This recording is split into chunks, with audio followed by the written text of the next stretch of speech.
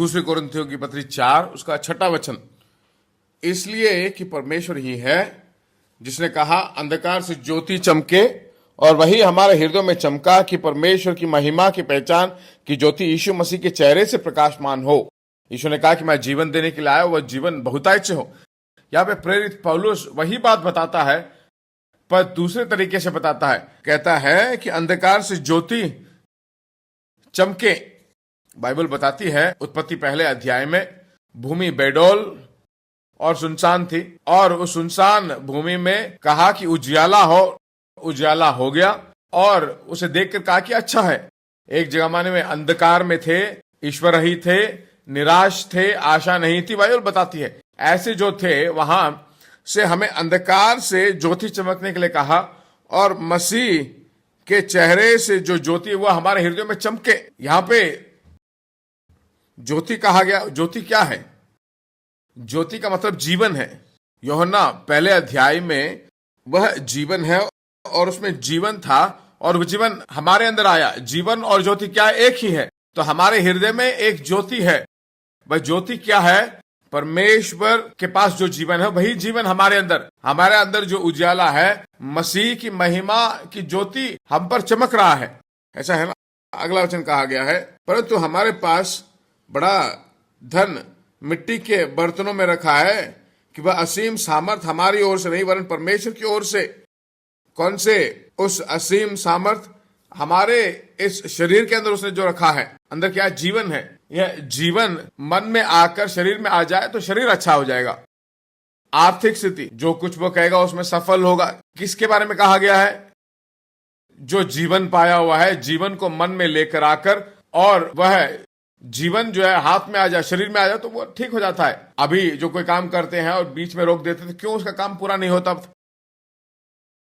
जीवन हाथ में नहीं आया है, अंदर है, पर माइंड से हाथ में ना आने के कारण वो पूरा नहीं हो पाता है। ये सभी भागों में भरपूरी की जिंदगी, बिना किसी कमी की जिंदगी जीने वाली जिंदगी। 8वें वचन से पढ़ते हैं, दूसरी कोरिन्थियों 4:8 से। यहां बताया गया है कि हम चारों ओर से क्लेश तो होते हैं पर संकट में नहीं पड़ते, निरुपाय तो हैं पर निराश नहीं होते, सताए तो जाते हैं पर त्यागे नहीं जाते, गिराए तो जाते हैं पर नष्ट नहीं होते, परंतु यीशु मसीह की मृत्यु को अपनी देह में हर समय हमारे लिए फिरते हैं कि यीशु जीवन भी हमारी देह में प्रकट हो। कहता है हर जगह मुसीबत है, परेशानी है, फिर भी वो कहता है कि हम हर तरफ से संकट में पड़ते हैं पर निरुपाय तो नहीं, निराश भी होते हैं पर सताए नहीं जाते। जिंदगी में समस्याएं, मुश्किलें आती हैं, ऐसा नहीं है कि ये सब नहीं आएंगे। कष्ट आएगा, मुश्किलें आएगी, परेशानी आएगी, पर कभी कहता है कि हारेंगे नहीं।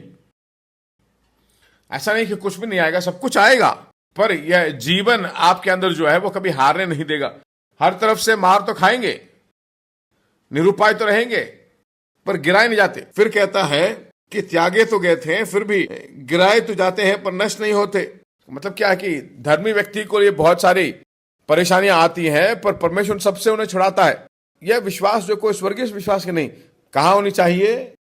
क्यों यहां होनी चाहिए? क्यों यहीं पर आपको जीतना है? वहां पर सब कुछ भरपूरी में है, असीम है।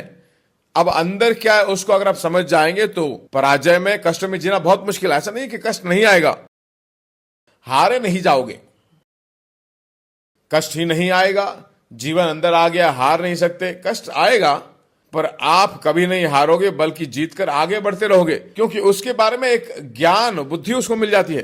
ये विश्वास का मतलब क्या है? जो हम जिस चीज की विश्वास करते हैं उसे पाकर रहेंगे। भरपूर की जिंदगी, कल्पना से बड़ी जिंदगी के लिए परमेश्वर जीवन रखा है, उसे विश्वास करते हैं, उसका अपेक्षा करते हैं, और उसके अंदर बहुत बड़ा दृढ़ निश्चय हमारे अंदर है। जब तक उसे नहीं पाले तब तक दृढ़ खड़े होते हैं। विश्वास और धीरज में रहने वाला मनुष्य है। क्यों वो धीरज में धरता है? अंदर कुछ है, वो अच्छी तरह जानता है, वह हार नहीं सकता। कभी हारना मुश्किल है क्योंकि उसके अंदर मालूम है उसके अंदर क्या है।